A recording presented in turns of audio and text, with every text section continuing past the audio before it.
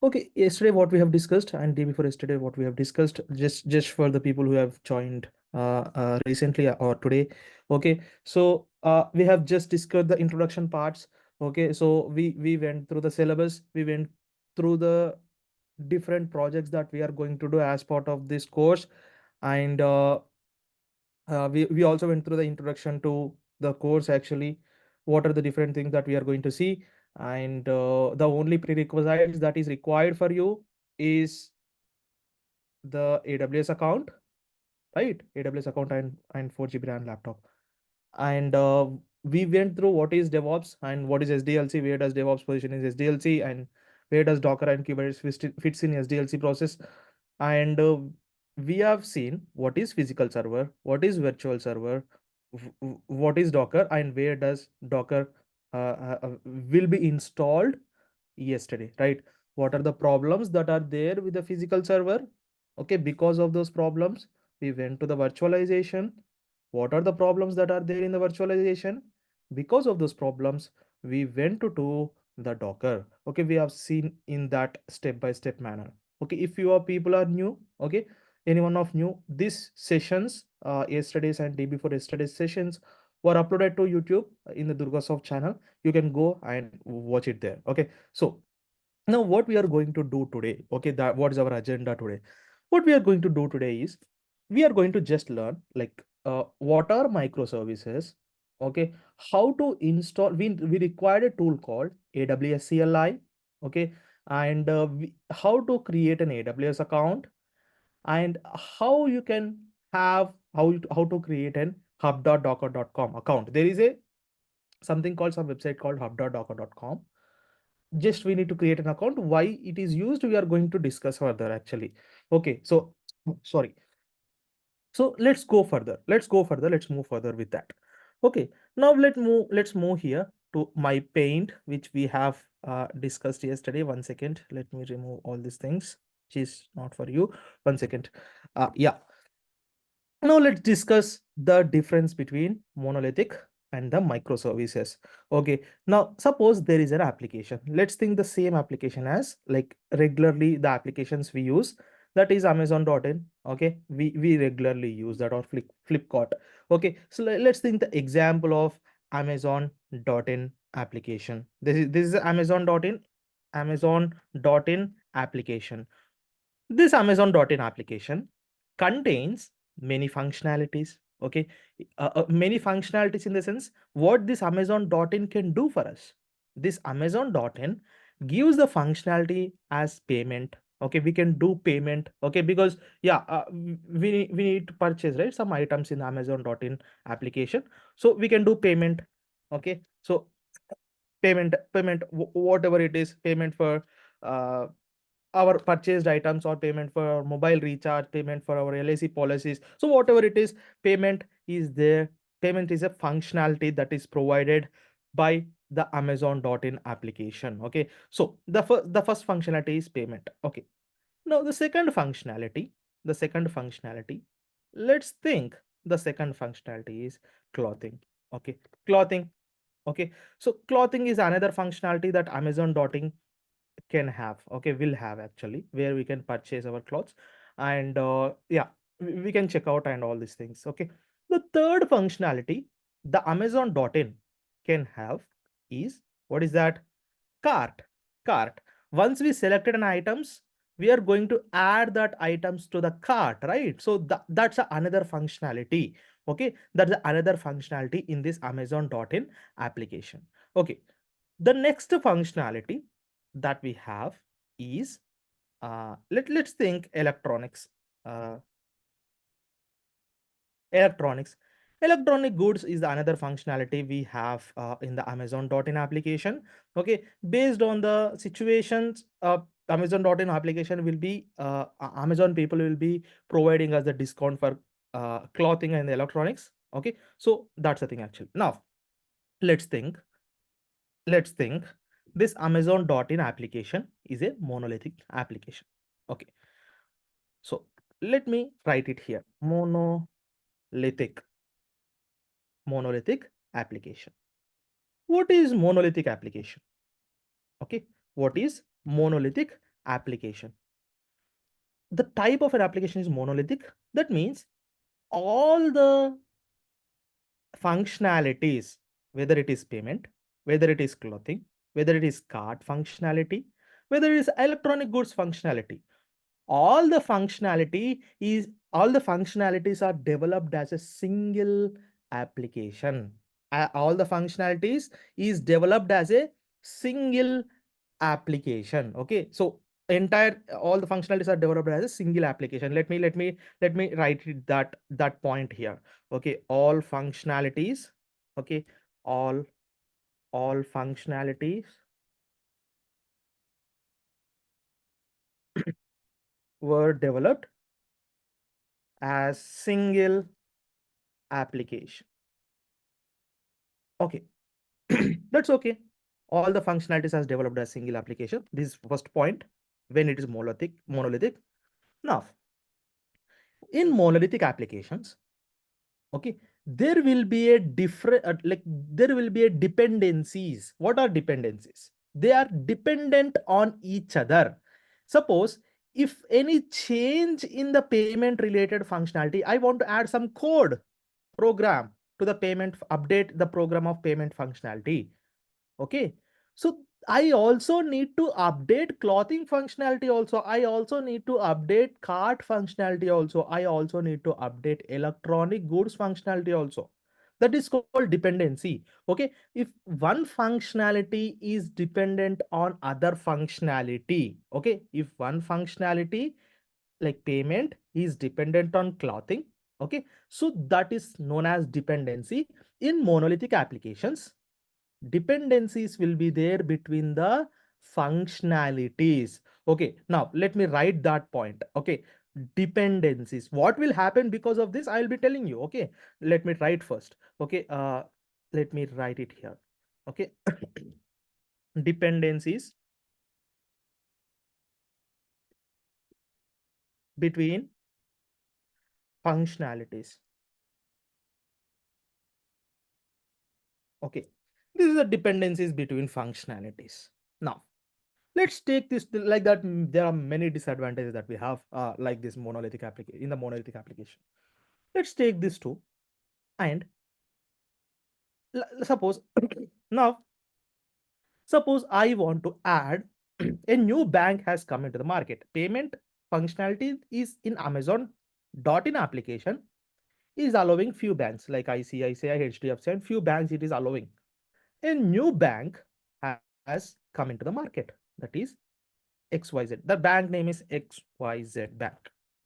Now, this bank has just now come into the market.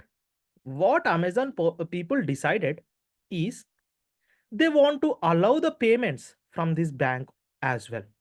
Okay, they want to allow the payments from this bank as well, named with XYZ. So in order to do that, Amazon people need to update the code of payment because in the payment only all the banks related information will be there, which is allowed to purchase. Okay, do the payment. Okay, so if Amazon people is doing changes in this payment functionality of Amazon.in application, the other functionalities also need to be changed because they are dependent on each other. Okay, they are dependent on each other. Okay, they have changed. Okay, they have added the functionality, and they are dependent on each other, they also updated the code of other functionalities that are there in the Amazon.in application. Okay, no problem. Okay, the people are there, they are updated, and okay, it's went good. Now, well, deployment of this Amazon.in application to the production machines, okay, production servers, all the entire Amazon.in application need to be restarted to reflect this change of this new bank. Okay, suppose this I have updated the people have updated the payment functionality with new bank, and all the other functionalities as they are dependent on each other, they have been updated by the people. Now, updated code need to be put on the servers, right? Need to be deployed on the servers. Okay, so that they will be allowed, the bank will be allowed to do the payment by the users, right? So for doing the small change for the payment functionality, and it affected all the other functionalities, and entire Amazon.in application need to be restarted on the production servers. Okay, suppose this is a production server. This is a production server. Now I want to deploy this code to the production server. Okay, let me label this one server. server. Now I want to deploy this code, updated code of this Amazon.in application onto the production server, because this user should be allowed to do the payments from the updated bank. Now, for doing this small change, entire Amazon.in application need to be restarted because they are dependent on each other. All functionalities code has been changed. Okay, and they all need to be restarted on this server. Suppose Amazon.in application is not a small application. Amazon.in application is a very big application. Okay, so like it is an enterprise application. Okay, suppose let's think for this small change, this Amazon.in application is going to take 20 minutes to restart because it's a large application, MINUTES. So if it takes 20 minutes to restart in production, how much the business impact it is? 20 minutes. Okay, Amazon.in site is down. How much they are going to have it affected? Actually, they will be in loss, right, in 20 minutes. Okay, so because of this monolithic, because this is a monolithic application, because as this is a monolithic application, all the functionalities are put together and made as a single application. That's a monolithic application. Okay, the functionalities are dependent on each other. Okay, the functionalities in that monolithic application are dependent on each other, and if any updates are done to single functionality also, as they are dependent on each other, you need to update all other functionalities. If you update all other functionalities, you need to restart entire Amazon.in application in the production server. If you restart entire Amazon.in application on the production server, okay, it will take large amount of time to restart actually, because it's a very big application. Suppose let's think it's take 20 minutes, how much business impact it will be, just think of. Okay, now this is the monolithic application because of the various reasons. Okay, because of the problems that we have discussed just now. Okay, and many reasons are there. Let's stick to our Docker only. Okay, now what the people did in the industry. Okay, they move towards the microservices based deployments. What are microservices? What are microservices actually? Let's deal with that. Okay. Now let me label this one here: monolithic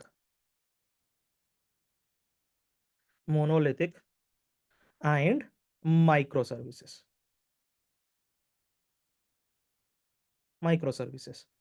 Now each functionality of this Amazon.in application is created as a separate application. Okay, now in the monolith microservices world, each functionality in the Amazon.in application is created as a separate application. Suppose those are called microservices. Okay, this is first microservice. This separate application for payments. Okay, let me write it here: payments. And there will be another microservice that is called uh, clothing. Okay, because yeah, that's the functionalities we have took. And there is another microservice that is called cart, and there will be another microservice that is called electronics, right? So this is electronics. Now let's put it here. This is cloth. Oh, sorry, one second. This is this one: clothing.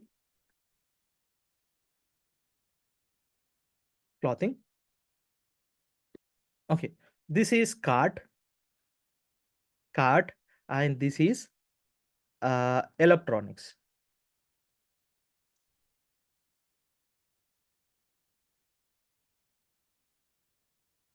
Okay, so here, instead of developing all functionalities in a single application, people have developed the applications, like different applications. Okay, for each functionality, a separate application in the microservices world.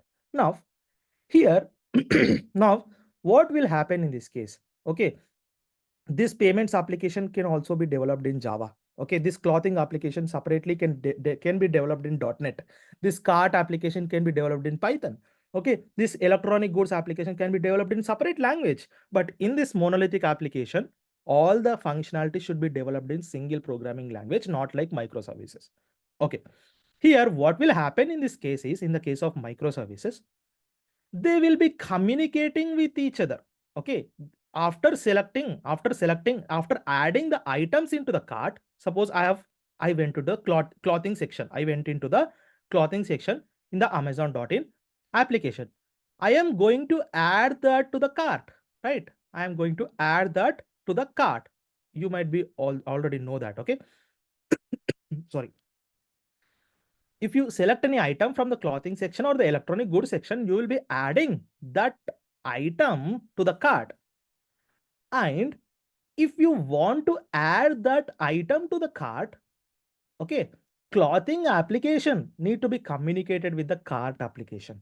Okay, that is what it will be happening within the Amazon.in application backend.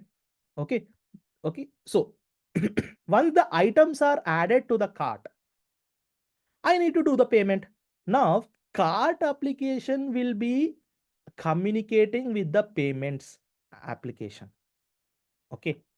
Cards application will be communicating with the payments application. Like that, if I select electronic goods and add to the cart, electronics will be communicating to the cart application so that it will be added to the cart. And for doing the payment, cart application will be communicating with the payments application in order to do the payment. Okay, so in the case of microservices, the each functionality will be developed as a separate application, and there will be a communication between them. Once again, please. Now, how the communication will be there?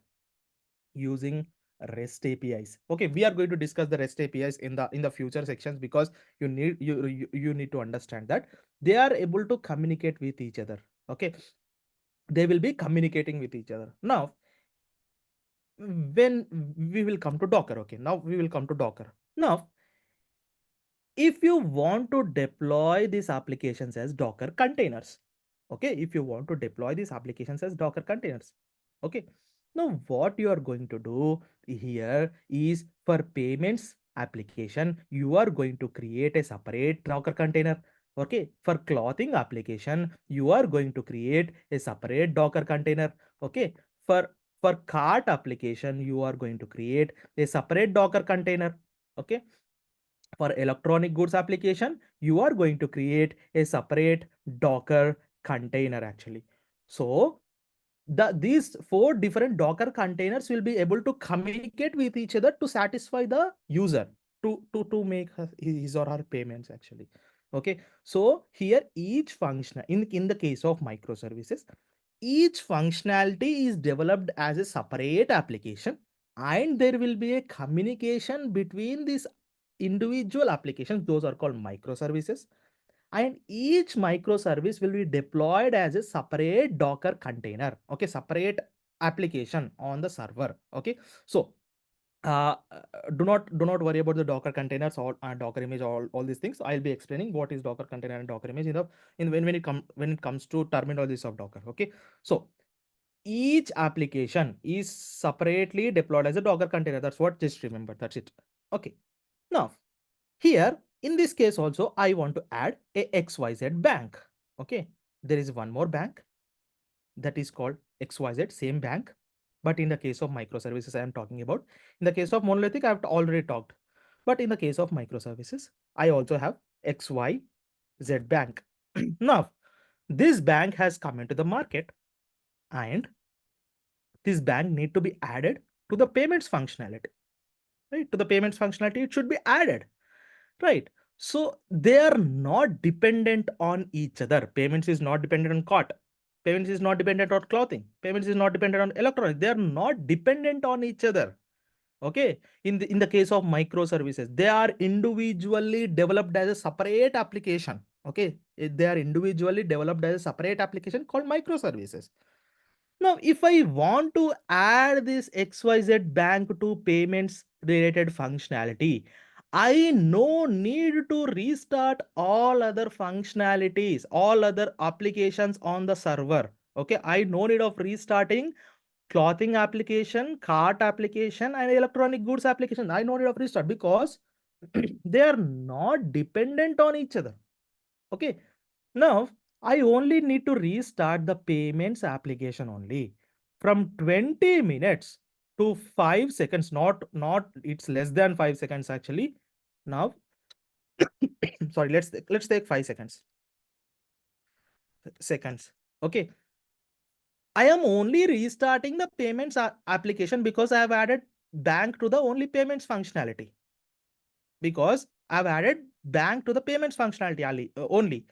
I don't want to restart. I no need of restarting all other entire application. I only restarted payments application. You will be noticing in Kubernetes how much fast the updates is going to be in Kubernetes cluster from 20 minutes to 5 seconds. Okay, so how much difference it is going to be? That's the power of microservices. There are much power actually.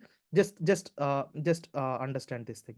Okay, so here just why I've explained is individual application is created as a deployed as a separate Docker container. That is a point you need to understand from this microservices related thing actually. Okay, previously all the functionalities are developed as a single application. In the monolithic case, in the microservices case, individual functionality is developed as a separate applications.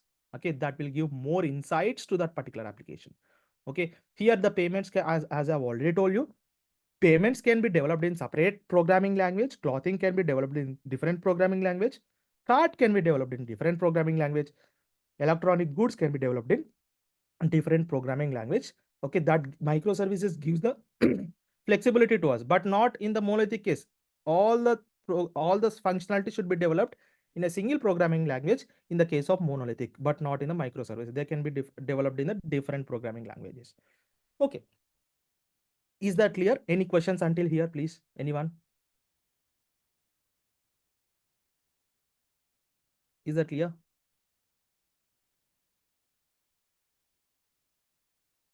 If you have any questions, you can Yeah, put it in chat.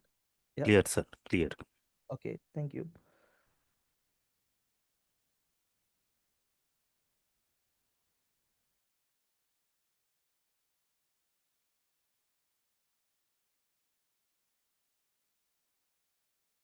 Okay, let's go to the installation of tools. This is just a knowledge I'm sharing with you. So this will be very important for Docker. Okay, what is Docker and why we are using Docker? Okay, so because of this microservices only. Okay, now let's go to the installation of tools that is required. Okay, now let's go to first tool. There is a tool called AWS CLI. Okay, so first, let's keep the AWS CLI aside. Let's talk about the AWS at a single point of time. Let's go to hub.docker.com. Hub.docker.com. This is a website by Docker.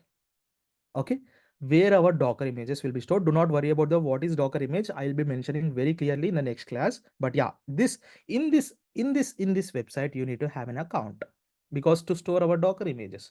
Okay, now you just click on sign up and give your details, or you can use the OAuth. Just continue with Google. Just use that one and create an account. Okay, after creating an account, just click on sign in. Okay, uh, just give your email address and continue, and password and continue.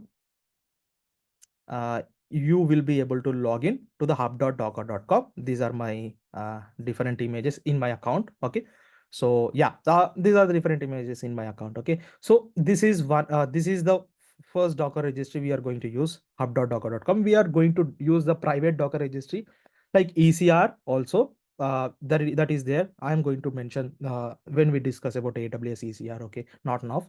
But here, please remember, you need to create an account in this hub.docker. That's a free of cost, no problem. Now, if see, people of different organizations have given us a separate Docker images. If you want to search those are called public Docker images. If you want to use those Docker images, if you want to search the Docker images, you just click on explore. Okay, just click on explore and go to click on the search box, and you can search different MongoDB. You can see here, this is the Docker image that is given to us, MongoDB. Okay, these are the various Docker images. You can use whatever you want. Now, if you want to search different one, MySQL, okay, you can see that this is a MySQL Docker image. Okay, how to pull that, how to download that, I'm going to tell you, but how to search, I'm just saying now. Okay, whatever the Docker image you want, if you want Python Docker image, you will be having Python Docker image. Okay, like that. Okay, so whatever you want, you are going to get a Docker image. Okay, let me show you Neo4j. Okay, Neo4j, sorry, Neo4j is one of the graph database. Okay, so this is also a database. Okay, so this is one of the Docker image. So like that, you are going to have different Docker images, public Docker images. These are available to all our public. Okay, so you can download and you can use that. But yeah, how to download and how to use that, I will be mentioning in the next future classes, but not now. Okay, now this is explore actually. And in the case of repositories, you will be having your own Docker images which you have pushed to this hub.docker.com. Okay, just remember that these two options are very important. Okay, now let's move further. How to log out? Just click on this and sign out. Okay, you can also purchase the enterprise level. Okay, no problem. Just click on close. Okay, now now AWS account. This is how you need to create an hub.docker.com account and different things. Okay, now AWS account. How to do that? aws.amazon.com. Just go here. Okay, now I'm getting the sign into the console. If you are opening for the first time, you will be getting the sign up here. I have opened many times. That's why I'm getting sign into the console. Just let me click on this sign into the console. But if you are opening first time, you are going to get sign up. Okay, just click on that sign up. Just click on this. I am clicking on this sign into the console. Okay,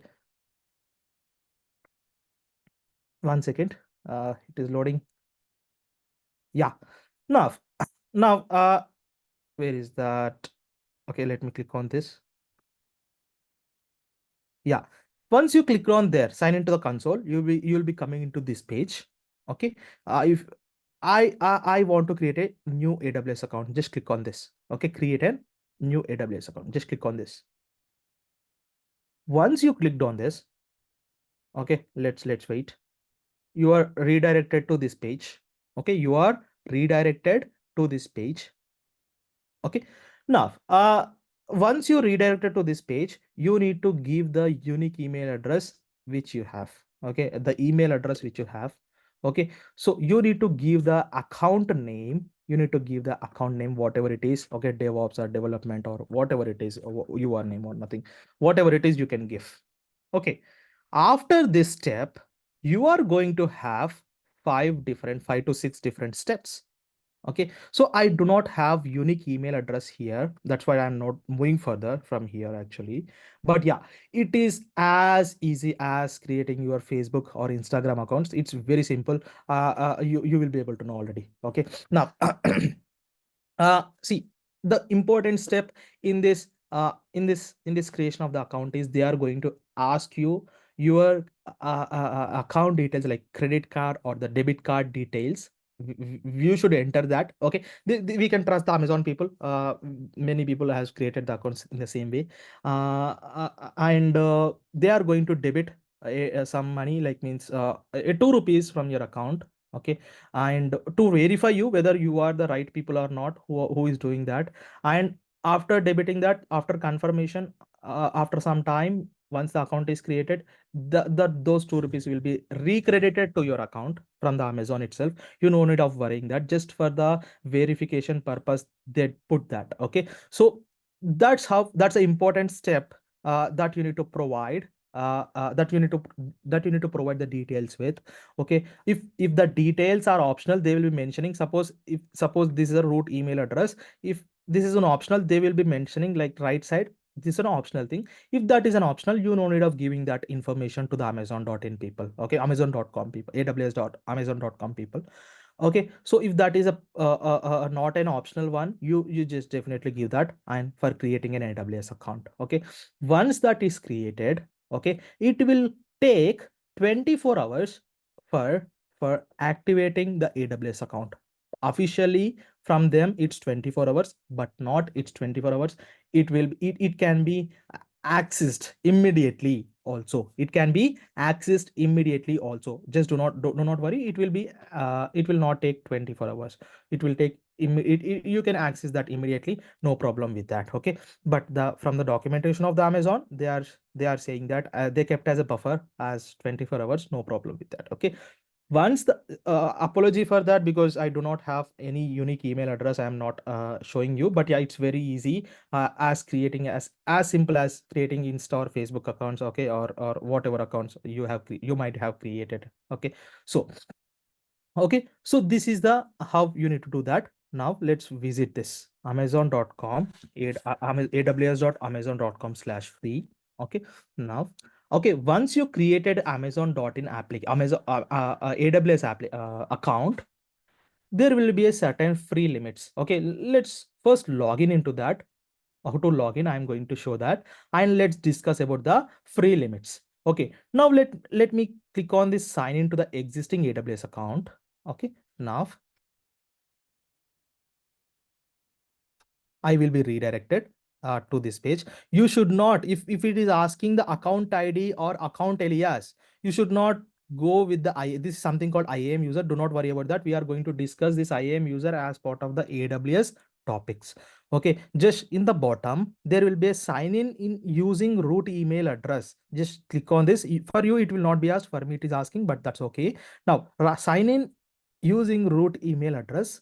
Okay, now you will be getting two options here, root user or IAM user. Just click on the root user. By default, the root user will be selected. You no need of changing that. Okay, you just give this root user, click on that and just provide the email address that you have used while creating the account. What is that email address? Okay, one second. Rosso gmail.com. So this is my email address. Okay, just give the password. Okay,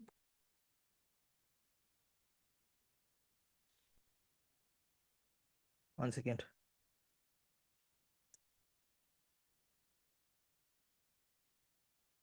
Okay, now let me click on this sign in.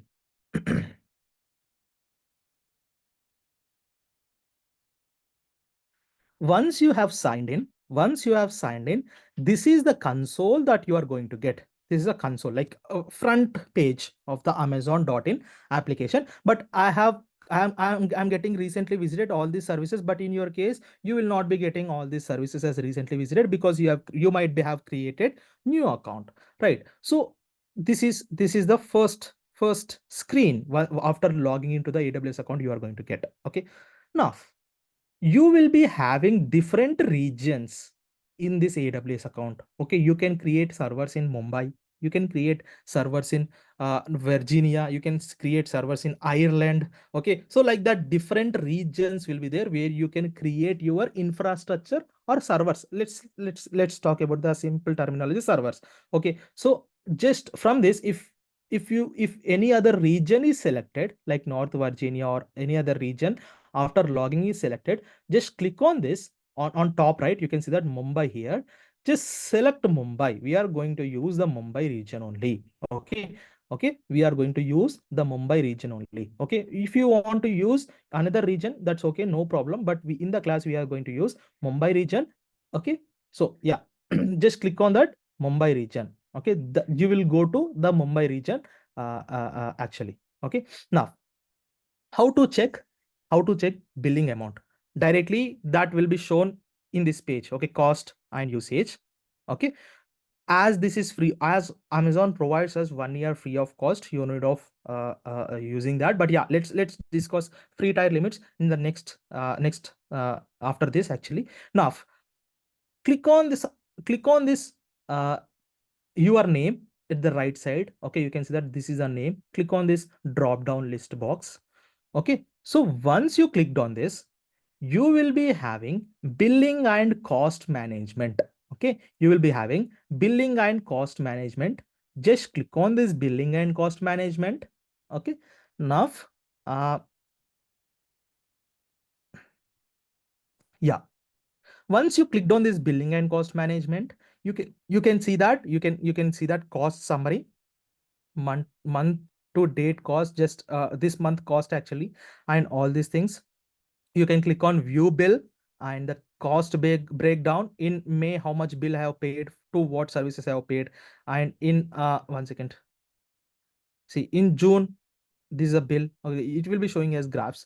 Okay, in July, okay, in August, okay, something like this. Okay, now this is the screen you are going to get after clicking on billing and cost management. Okay, in the left side menu, you just click on bills.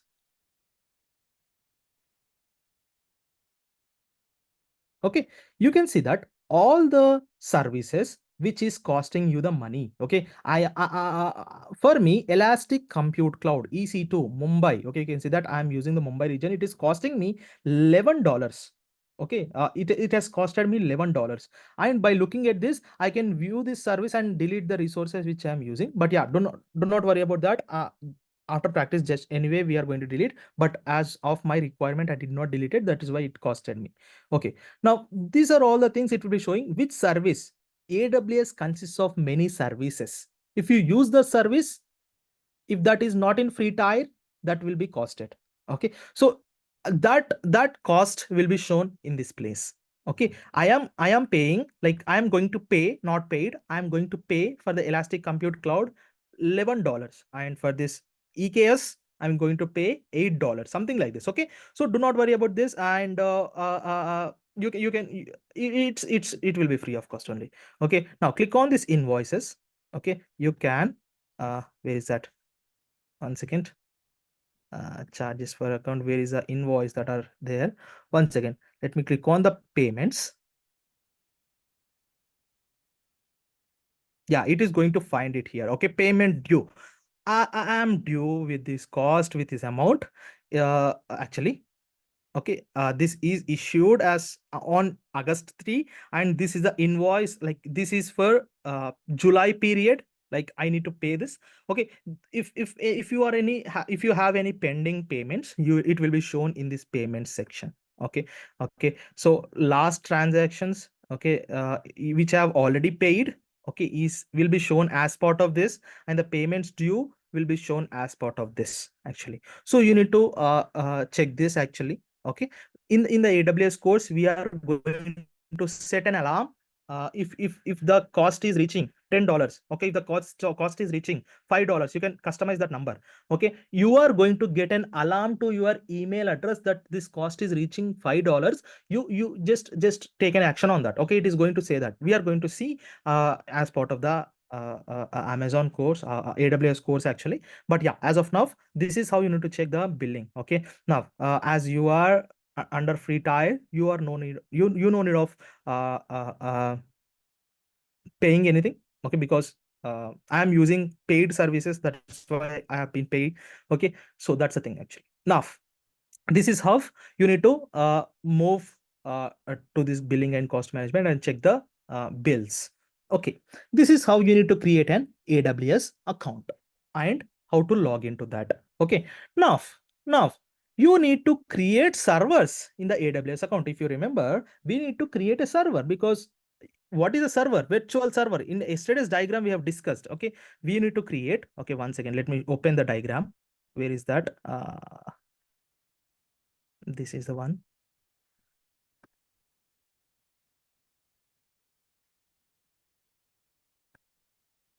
Yeah, this is a diagram we have opened, right? We have discussed yesterday, right? So we need to create this VM virtual server. This physical server is handled by AWS people only. This operating system will be handled by AWS people only. Virtualization software will be handled by AWS people only. We no need of handling anything.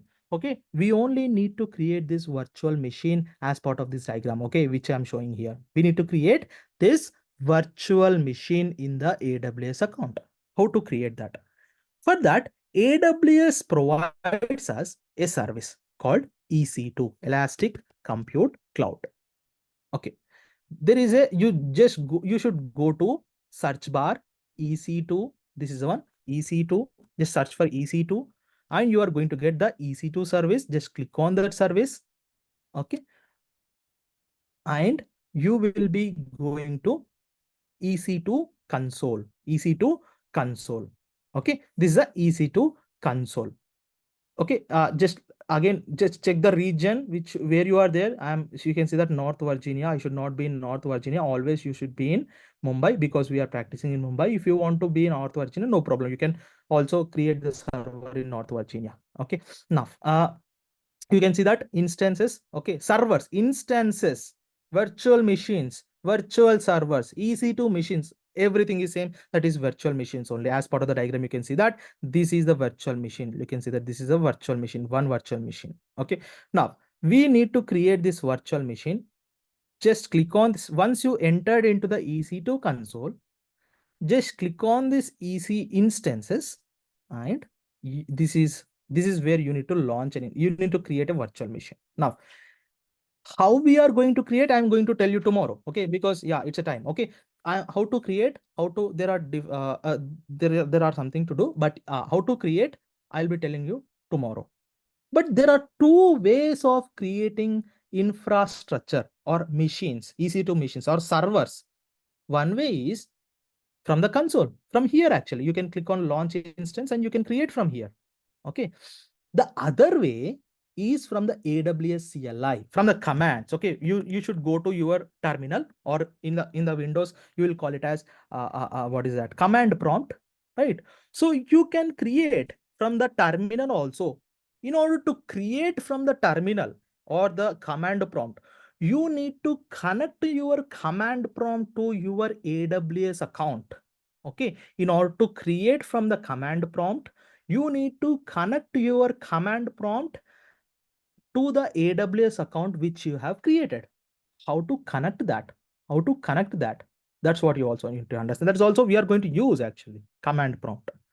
Now, how to do that is you need to first install AWS CLI. You need to install command line interface for your laptop or okay. So you need to install this one. If you are using Linux, you need to follow this one, just installation steps. Okay, so these are the three steps, only these three steps. Okay, 1, 2, 3. And if you are using just I'll pasting link in your chat, no problem. And documentation also will be uploaded, no problem. Okay, so if you are using Windows, oh sorry, what is this, Mac OS, Mac operating system, you need to follow these steps. Okay, which is mentioned here, all these things. Okay, this one. Okay, and check this one, 1, 2, 3, three steps only. Okay, now if you are using Windows operating system, okay, this is a Windows, just this is the one you need to execute, and this is the one you need to execute, and this is the one checking the version. That's it. Okay, so these three things you need to execute. Okay, let me paste as of now in the chat, but yeah, documentation will be there anyhow. Now let me go to once again, let me go to your chat, everyone in this meeting. Yeah, now you can go here and install these things in your local machine. Once you have installed this software in your laptop, you need to connect this software, you need to connect your laptop to the your Amazon account. How to do that? Okay, once you have installed, you will be able to perform like this, AWS -- version. You can check the version. Okay, it is saying me this is a version of AWS CLI that is installed on my laptop.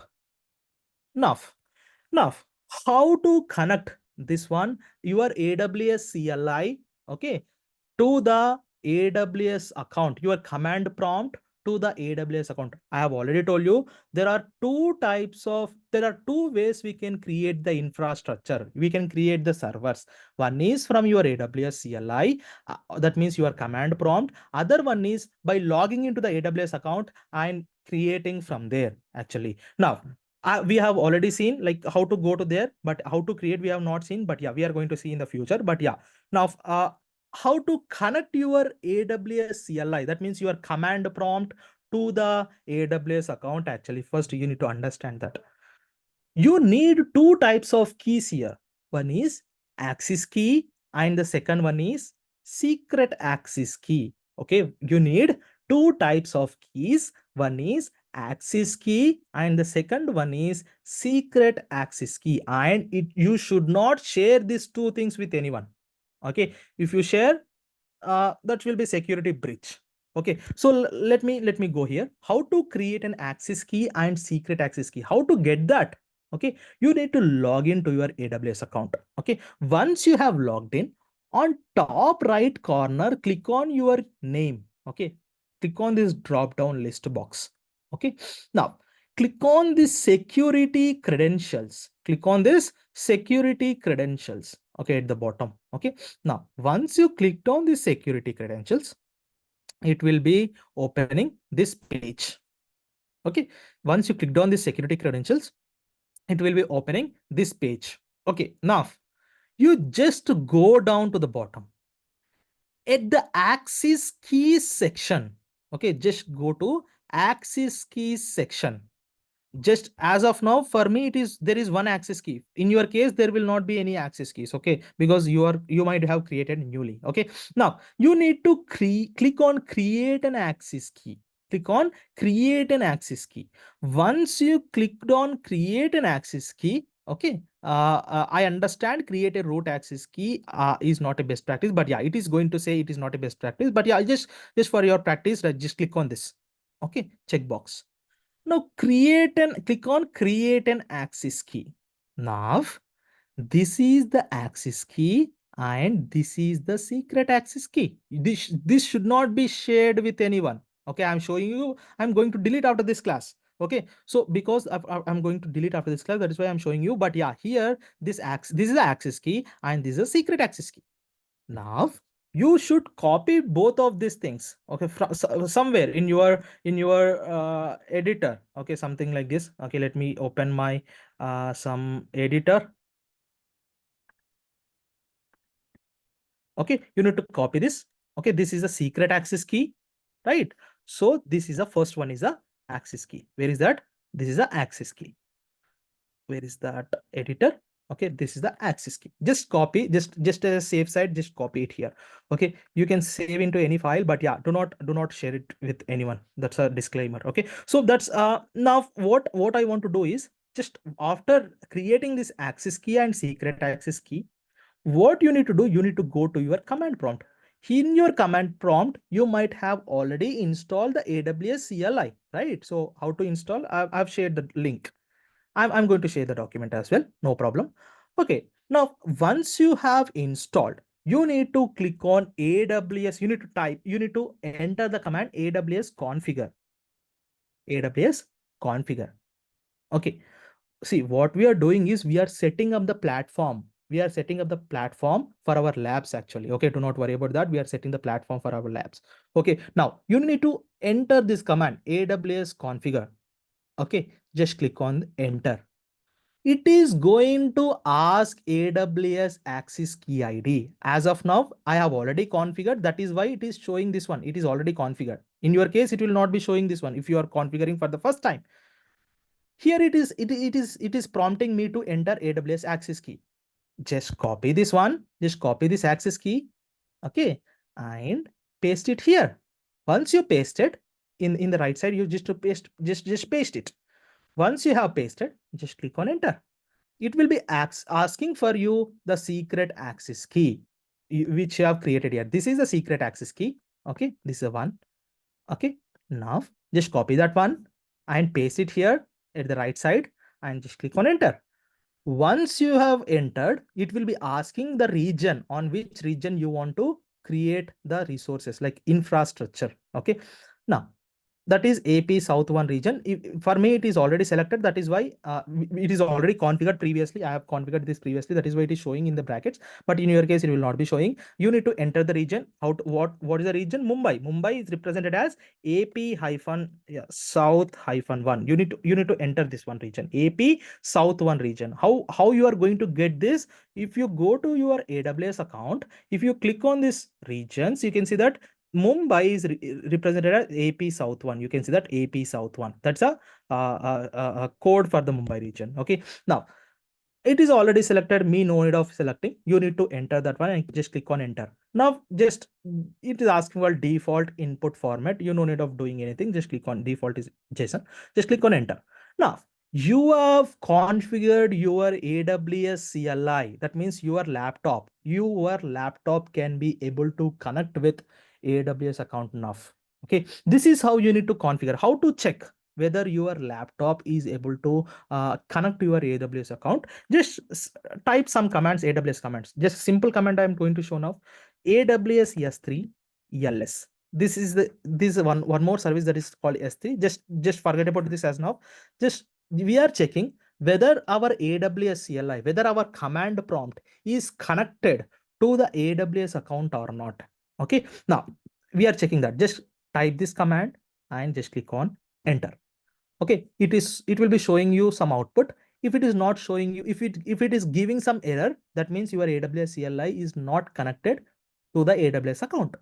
If it is not giving some error, it is connected to the AWS account. Here it is giving me the output because their S3 bucket is present. But if your S3 bucket is not present in your case, that will not be showing this output actually. Okay, that will not be showing this output. It will not give error also. Okay, that means your command prompt is properly connected to the AWS account. Okay, so if it is showing an error, that means your AWS CLI or the command prompt is not connected with your account actually. See, command prompt, AWS CLI, I mean the same actually. Okay, so that's the thing. Now that means it is connected now. Okay, now let me clear the screen. This is how you need to connect to your AWS account actually, your laptop with your AWS account actually. Okay, so any questions please here? Anyone have any questions? Is that clear or any confusions are there?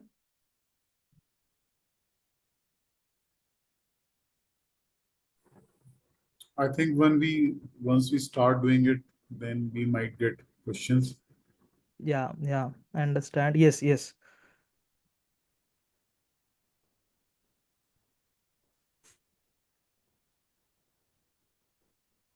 Okay.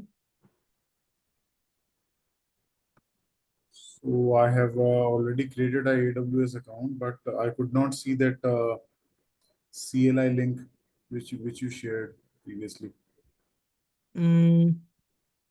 I've shared to everyone. Let me reshare one second.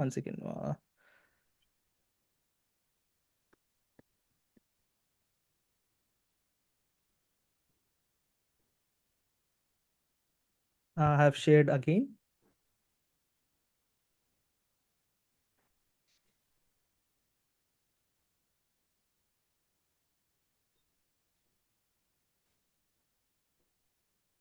Can you able to see now? Yeah, I was just trying to install that CLI in my system. Yeah, So sure. I'm just searching for that link. Okay.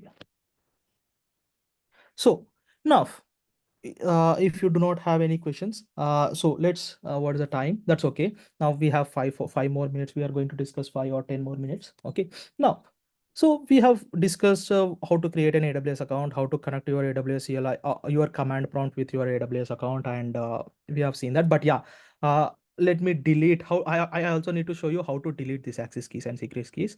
Now you can also download the .csv file. You can also download the Excel file in order to like a backup. If you lost like some like a backup, you can also download. Click on this download, it will be downloaded, no problem. Once you click on done, okay, that access key will be shown here. You can see that this is the access key that you have created will be shown here.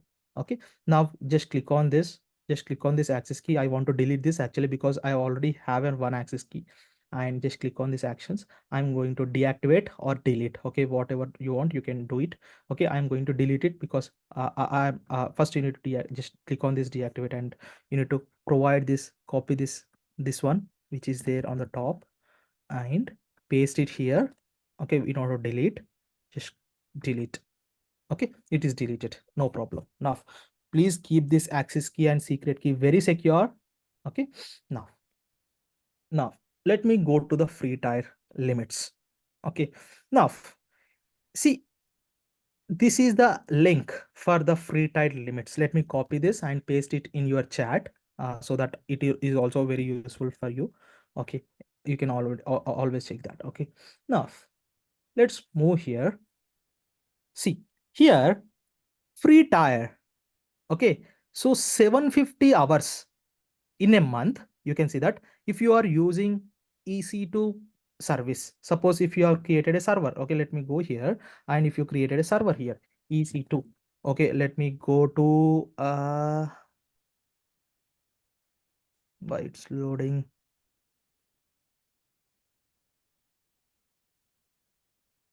Yeah, this is a EC2 server, EC2 service provided to us by AWS. Just click on this, and in this, it's again North Virginia selected. Let me go to Mumbai. Okay, instances, click on these instances. This is the server, that is the virtual machine that is running. Okay, this is a virtual machine. अंदर है Is there? बाबू अंदर Okay, can you mute yourself, someone? Or is that? Okay, so this is a virtual machine that is running actually. Okay, so this virtual machine t2.micro type. Okay, see this is something called instance type. What this instance type defines is how much amount of CPU, how much amount of memory that should be allocated to this machine. That's what it will be decided. Okay, if this t2 type of, this is the t2.micro type of instance. You can see that, click on this free tiers. Okay, now you can see that.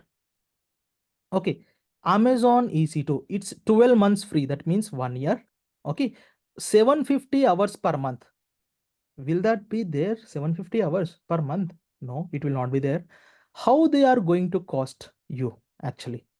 Okay, how they are going to cost you is, if you are running if you are running two servers for 24 hours, they are going to cost you for 48 hours, because one server 24 hours, second server is also 24 hours. They are going to count like 48 hours actually, 48 hours. Okay, like that they are going to cost. For you might be thinking, I have only these servers are only running for 1 day. Okay, 20, that is 24 hours. Why they have costed 48 hours? Because there are two different servers. Individually they are going to cost this server 24 hours and this server 24 hours. Like that 48 hours will be deducted from this 750 hours actually. So which type of instance you need to use actually? Okay, 750 hours per month. So you can see that here, 750 hours per month. Linux, RHEL, SLES, these are the flavors of Linux. Okay, so T2.micro or T3.micro, these two instances you can use as a free tier. Okay, you can use as a free tier actually. Okay, now you can use as a free tier. Just you see this. Okay, this is one. If you are using Windows instance also, you can use this as a free tier, Windows. Okay, now these are all the things. 750 hours is free, but you should fall under these limits. But if you are creating high capacity machines, they are going to charge you based on that. That will also be not a great charge actually, but yeah, the charges will be there. Okay, now let me close this. Now if you are using S3, they are going to charge you based on this. 12 months it's free, but that free also is for 5 GB only. If your data that is uploaded to the S3 buckets is exceeding 5 GB size, okay, then you are going to be paid. Okay, so like that. Okay, for RDS is another service. Okay, it's 750 hours, it's free. Like that, Lambda 1 million requests, it is free. Okay, after 1 million requests you are going to be charged. You can see that 1 million requests per month, it's free for entire year. Like that, entire year actually. Now 250 GB for DynamoDB is free. Now like that you have many services in your AWS account, okay, which will be providing to in the free of cost for 12 months. Okay, after that they will be charging. Okay, let me click on this. Let me is there any search option for me here? Compute. What is this? Okay, my Siri has been activated in my phone. Once again, containers, Elastic Container Service, Elastic Container Service, and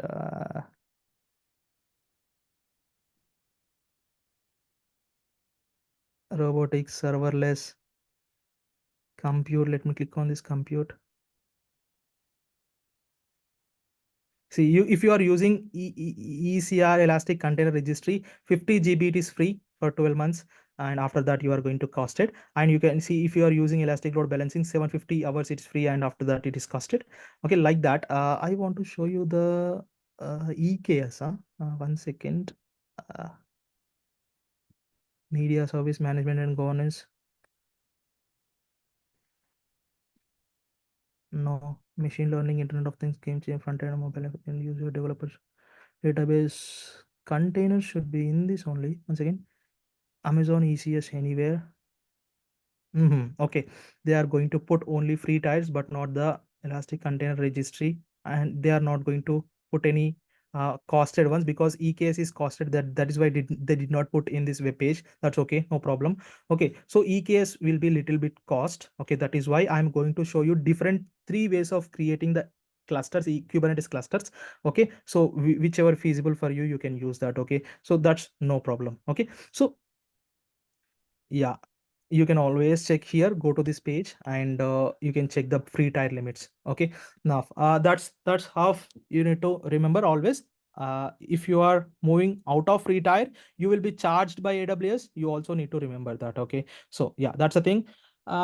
Today we have discussed different things actually. What is microservices and monolithic? What are the disadvantages that we have in case of monolithic, and why, how we have rectified that as part of microservices. And we went through creation of AWS account, and how to log in, and how to search for the billings, and all these things, and how to create an hub.docker.com account, how to connect with your AWS CLI, your command prompt with the AWS account, creating access keys and secret keys, and yeah, checking whether your command prompt is connected to AWS account or not. We have seen the free tier limits just now. Okay, all these things we have seen today, and tomorrow we are going to see the terminologies of Docker. Okay, what are the different terminologies of Docker are there? What is Docker image? What is Docker container? What is Docker registry? What are the types of Docker registry? What is Docker daemon? Okay, how to install Docker? All these things will be discussed tomorrow. How to create a server first? How to create a server? How to install Docker? All these things will be discussed in the tomorrow's class actually. And tomorrow is the last demo class, as we will be planning for a link is going to be changed on Monday. Okay, so that you will be joining in the another link on Monday actually. Okay, tomorrow is the last demo class. If you have any questions, you can ask. Please go ahead and register for the course. That's what I can say. Any questions, please? Is open for questions. So I have already registered. So the new link which we'll be getting on WhatsApp only, like we are getting this link.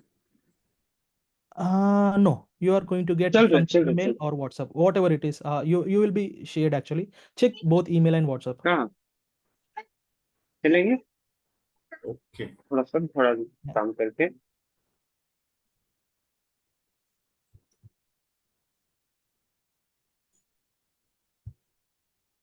But you will not be getting today or tomorrow, but because link is going to be changed on Monday. Before Monday, you are going to get.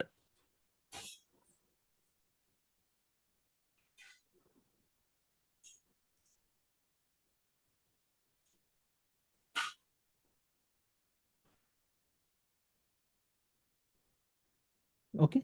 Any questions, anyone, please? What would be the course duration? It's between 60 and 70 days. And the timing will be same or will be like Timings change? will be same. Timings will be same. No Saturdays and Sundays classes will be there. No classes will be there on Saturdays and Sundays.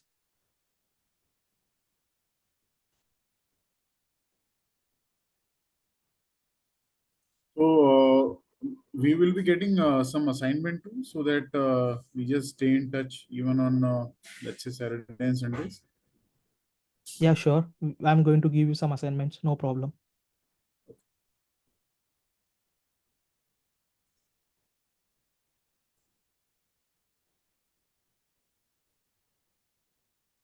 If you are interested, if you all your people are interested, we can join. And if we are discussing any project, right? So we can join together. We can share our screens and do the projects together actually, so that it will be very clear for you and me. Yeah, that will be good. Yeah.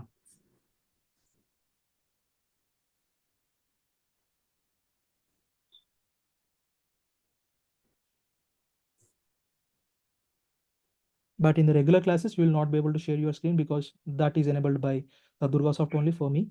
Sorry for that, but yeah, that's how the things are. Yeah. Go ahead and register for the course. The details are pasted in the chat. And thanks for joining session. And we'll meet in the next class with the further details of the course and further concepts in the course. Okay, thank you. Thank you. Yeah, thank you.